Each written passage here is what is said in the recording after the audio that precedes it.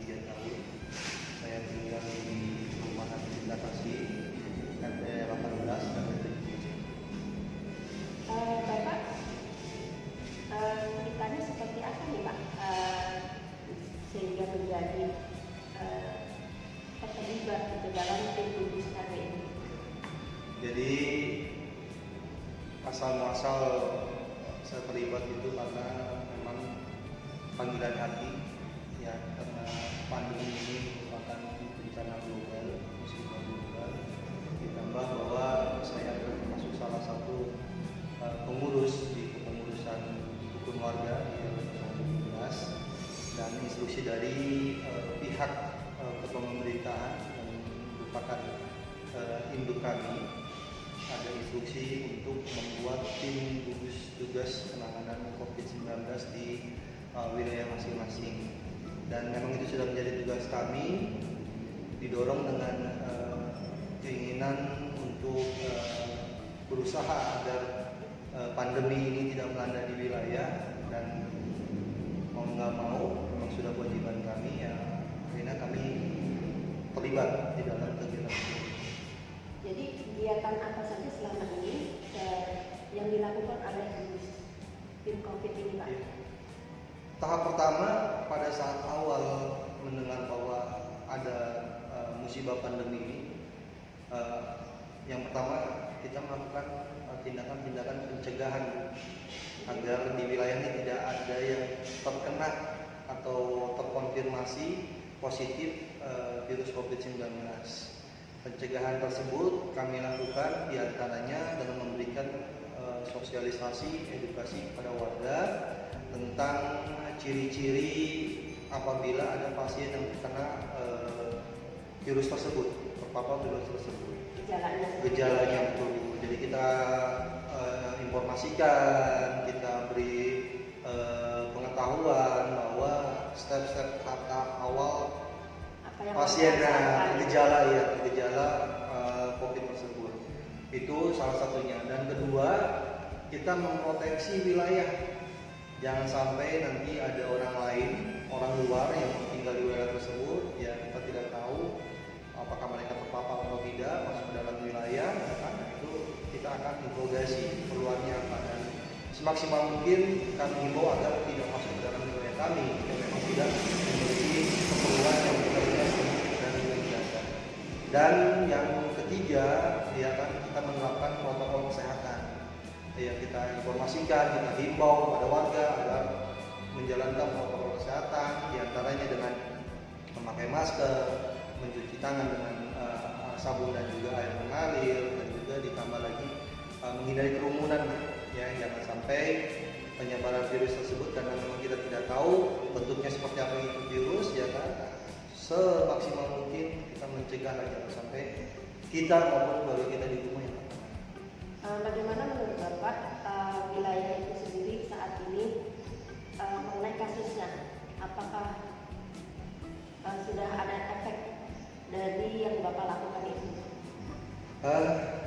Jadi memang di wilayah kita ini ada terkendala, ya, karena wilayah kita ini di dalam satu komplek, yang di dalam komplek tersebut ada rumah sakit, dan di dalam rumah sakit tersebut banyak pasien-pasien yang mungkin ada gejala dari si virus tersebut, sehingga memang untuk meminimalisir ini agak berat, ya, karena dilihat dari data yang kita miliki, ya, untuk awal-awal penyebaran COVID pertama kali dilakukan oleh pemerintah, memang kita bisa menghadapi itu, ya, dengan mungkin masyarakat juga penuh dengan kecemasan sehingga mereka benar-benar protektif, ya kan. Nah, tapi di kemudian harinya ini, ya, karena mungkin mereka juga agak bosan, sudah jenuh, sehingga agak longgar. Nah, disitulah, ya kan, kewaspadaan kita berkurang, sehingga beberapa warga, menurut catatan kami, itu lumayan untuk yang terpapar. Dan saya rasa memang, ya kan, ya, karena virus ini tidak terlihat, walaupun kita sudah terproteksi, ya kan, banyak sendiri yang pasien yang terkena tersebut dia udah maksimal memproteksi, tapi karena virus itu tidak terlihat tertularnya dari mana, sehingga mereka pun ikut terpapar.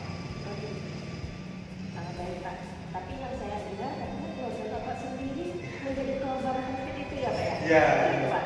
Ya, jadi mungkin dari awal saya sudah berkomitmen dulu ya, konsekuensi dari beberapa teman-teman yang memang menjadi relawan maupun yang lainnya, mereka pun banyak yang merasakan terpapar. Namun alhamdulillah ya, dari hasil swab yang dilaksanakan di Puskesmas, pada saat ada beberapa anggota keluarga kami yang merasakan gejala dari hasil swab tersebut, dari 5 orang anggota keluarga yang tinggal serumah dengan saya, hanya 2 orang yang terkonfirmasi positif dan 3 orang negatif. Selama itu berapa hari Pak bisa isolasinya? Ya, Secara mandiri atau di rumah sakit? mandiri Bu. Ya mandiri karena memang dari gejalanya tidak berat, hanya gejala ringan saja. Jadi kami sekeluarga walaupun memang dalam kondisi ada yang positif ada yang negatif, tapi tetap kami berkomitmen untuk mencegah hal yang tidak diinginkan. Kami isolasi mandiri di rumah. Berapa hari Pak? Dimulai dari awal swab itu sampai dengan 14 hari. Ya. Oh, di 14 hari ya. Jadi sekarang Bapak keluarga dan keluarga juga udah dinyatakan negatif. Alhamdulillah, ya? alhamdulillah. Sudah sehat Iya. alhamdulillah. Mudah-mudahan kita bisa mengatasi ini semuanya Amin, ya, amin, amin. termasuk juga di wilayah. Nah, terus ketika gejala itu Bapak rasakan, gejala yang Bapak rasakan awalnya bagaimana Pak? Jadi mungkin inilah Bu, masyarakat takut lah ya. Takutnya kenapa? Mungkin karena pertama takut di swab. Jadi termasuk akhirnya menimpa kepada keluarga saya sendiri. Yang pertama itu memang istri saya yang terkena gejala, awalnya batuk, setelah batuk ya kan, kemudian anak saya yang kedua yang konfirmasi positif itu tenggorokannya dari sakit. Saya sudah menyarankan Tidak ada panas Pak? enggak ada Bu, tidak ada panas ya. Hanya Hanya batuk-batuk batuk sama dan tenggorokan gatal gitu, sakit. Iya, gitu, kurang nyaman lah. Ya kan, saya sudah menyarankan ayo kita swab ya kan. gitu. Badan sendiri kondisinya Pak? Kondisinya lemes Bu. Oh, Iya lemas, kondisinya lemas. Istri kondisinya badannya lemas. Kemudian anak juga yang pertama itu juga sama, dia juga lemas badannya. Ya kan akhirnya setelah terus saya berikan dukungan, akhirnya baru ya oke, kita swab sekeluarga ya kan. Nah, setelah di swab sekeluarga, hasilnya kita ya kan, istri dan anak saya positif. Ini yang bertiga di dalam rumah juga itu alhamdulillah sih negatif. Jadi memang gejalanya ini bervariasi ya kan, mulai dari lemas, kemudian juga batuk, tenggorokan, tapi memang itu adalah salah satu ciri. ada ya. pusing nggak Pak? Ada buat pusing, mereka juga ada pusing. Pusing hebat atau Pusing hebat tidak, hanya biasa saja gitu. Tapi memang terus terang aja itu virus ini, makanya dari kami mengadakan proteksi jangan sampai ya kan kita ke rumah membawa virus sehingga orang-orang yang lain yang kita sayang itu bisa terpapar. Karena terus terang aja selain istri anak saya juga orang tua saya ya kan, dan adik saya yang kebetulan waktu itu main ke rumah, sampai di rumahnya di sana ya kan mereka terpapar juga ya gitu. Dan memang kalau untuk mencari historinya kenapa kok bisa terpapar, sedangkan kita sudah maksimal memproteksi itu tadi, karena memang virus ini tidak terlihat dan memang banyak warga yang kadang-kadang memang agak ngeyel ya kalau dibilangin, sehingga mereka terpapar dalam kondisi mereka badannya kuat tapi membawa virus sehingga bisa menulari orang-orang yang tentunya memiliki kondisi yang kurang baik sehingga ada gejala. jadi ketika Pak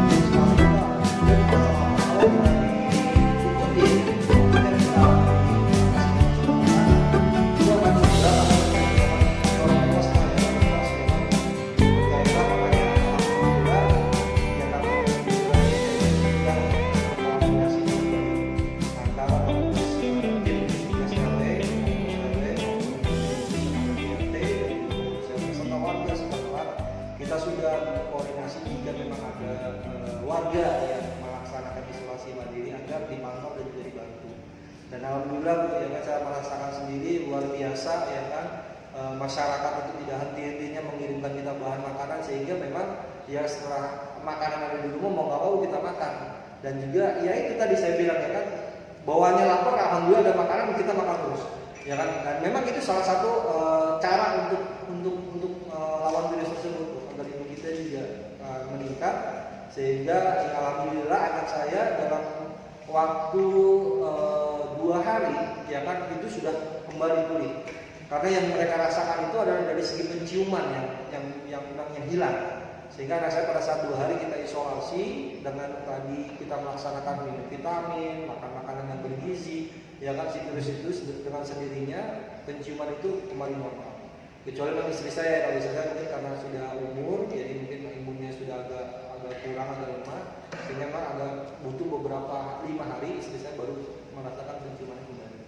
Jadi kalau saya ambil kesimpulan nih Pak, dari keluarga Bapak sendiri, di sisi lain ada yang kurang peduli dengan prokes protokol kesehatan ya Pak ya yang diterapkan selama ini, dan ada juga kepedulian mereka yang lebih besar ya ketika tetangganya atau warga sekitarnya yang terkena gitu ya. Betul. Jadi ketika Bapak diisolasi mandiri pun Bapak nggak perlu khawatir untuk memenuhi kebutuhan sehari-hari gitu ya. Iya, itu dia. Makanya ini mungkin hikmah buat saya pribadi. Ya selama ini saya memberikan edukasi, memberikan informasi kepada warga baik yang tidak terkena maupun yang terkena terpapar untuk melakukan isolasi mandiri, sebelum merasakan dukungan sekeliling, bantuan dari sekeliling warga, terutama tetangga terdekat itu benar-benar sangat membantu kita untuk penyembuhan dengan cepat. Itu dan tadi ya yang terpenting adalah kita saling bersinergi ke seluruh elemen yang ada di dalam masyarakat, saling bantu membantu, karena pandemi ini kalau tidak kita hadapi bersama maka akan berat.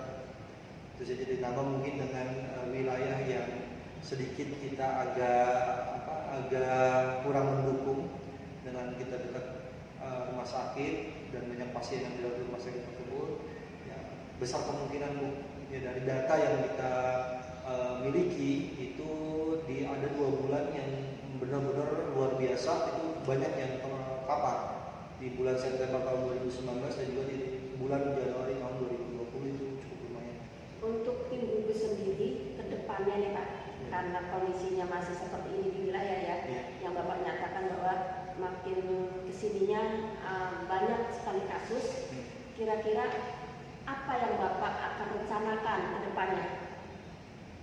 Yang pertama Ibu, bahwa dari kejadian yang saya alami sendiri bersama keluarga dan kita evaluasi kenapa bisa yang terpapar ini pertama yang pertama memang dari segi kesadaran masyarakat. Satu kesadaran masyarakat Bu, ya kesadaran masyarakat yang istilahnya memang agak sudah mulai tidak waspada karena sudah terlalu lama sehingga mereka pun bosan. Dan yang kedua dari segi cara penanganannya Bu, dari pihak kesehatan ya kan, ya kalau untuk keluarga kan biasa kita laporkannya ke puskesmas. Antara penanganan untuk penjadwalan swab dengan kecamatan Bu, ya jadi kan kita dari swab menunggu hasil swab itu kan seminggu, ya kan seminggu. Ya, nah dari situ kan agak terlalu lama tuh Bu. Jadi ada beberapa kasus diantaranya kita itu pernah ada sama seperti saya kasusnya dari beberapa anggota keluarga tinggal di situ. Contoh misalnya 4 orang Bu, ya yang positif 1 orang atau 2 orang ya kan. Nah tapi karena menunggu hasil swab mereka semua di sini kan dikumpulkan dalam satu rumah, ya. Karena lamanya hasil swab kita tidak akan mengetahui, sehingga yang tadinya awal negatif karena masih bergabung dalam satu rumah, ya kan, yang lainnya pun yang tadinya negatif bisa terkena jadi positif. Itu yang pertama. Dilihat tadi lingkup tipikal perumahan yang ada di wilayah kita. Dan yang ketiga itu adalah untuk pemberitahuan informasi. Kalau bisa jangan kita sebagai tim gugus tugas di wilayah ini diberikan informasi pada saat pasien sudah ada hasil, ya kan? Keinginan kita kalau bisa pada saat mereka melakukan swab pun, melakukan tes swab, ya kan? Tolong informasi kepada kita, ya kan? Karena kan si pasien yang melakukan swab sambil menunggu hasil swab itu kan ada jeda, ada masa waktu yang harus ditunggu. Ya. Itu kan mereka harus melakukan isolasi mandiri. Nah disinilah kita kecolongannya tuh. Ya kan mereka yang melakukan tes swab tidak melapor, ya kan? Dan misalnya sebagai yang berwenang untuk melakukan tes swab juga sendiri tidak ada laporan, sehingga yang saya lihat dari kejadian tersebut itulah yang bikin yang terpapar itu semakin bertambah gitu. Baik Pak, terima kasih atas penjelasannya. Dan untuk yang terakhir nih, sebagai penutup silakan Bapak memberikan pesan untuk warga kita nih agar semakin mematuhi peraturan ya Pak, peraturannya tentunya protokol kesehatannya, agar kita juga semua terhindar dari yang namanya virus COVID ini Pak. Ya baik, pada semuanya terima kasih pada Ibu Tuti yang sudah memberi kesempatan pada saya untuk berdiskusi. Untuk pesan dari saya pribadi dan kami selaku tim gugus tugas penanganan COVID di wilayah, apa yang saya sudah alami sendiri ini menjadi suatu pelajaran buat saya pribadi dan umumnya nanti buat kita semua, agar kita semakin waspada karena yang kita hadapi ini tidak terlihat oleh mata. Apapun bentuk kegiatan kita diminimalisirkan untuk tetap menjaga jarak, untuk tetap kita menghindari kerumunan, dan protokol kesehatan yang sudah disampaikan pemerintah dimulai dari 3M sampai dengan 5M sekarang, yaitu merupakan suatu yang harus dilakukan, ya, kegiatan untuk pencegahan, karena mencegah itu lebih baik daripada nanti kalau kita sudah kena, ya itu dia. Jadi jangan sampai kita menyesal belakangan lah, ya kan, karena ini terus terang kita pun tidak akan tahu seberapa kuat imunitas kita untuk menghadapi itu, karena sudah banyak ya yang menjadi korban, ya kehilangan nyawa, kehilangan nyawa itu kita nggak tahu. Ya sekarang ini tidak menjadi penentuan Bu, yang lansia, yang muda pun kadang-kadang sekarang banyak Bu yang tidak tertolong. Itu aja yang kita hindari, jangan sampai nanti kita menyesal belakangan. Itu saja. Ya, baik, terima kasih Pak Wawan atas wawancaranya pagi ini. Mudah-mudahan apa yang Bapak sampaikan pada kesempatan kali ini bermanfaat untuk warga kita semua, dan semoga kita semua mendapatkan perlindungan dari Allah Subhanahu wa taala, sehingga kita dapat kembali normal dalam kehidupan kita sehari-hari ya. Tanpa ditakuti dengan rasa was-was akan terkenanya virus COVID ini. Demikian, terima kasih. Assalamualaikum warahmatullahi wabarakatuh.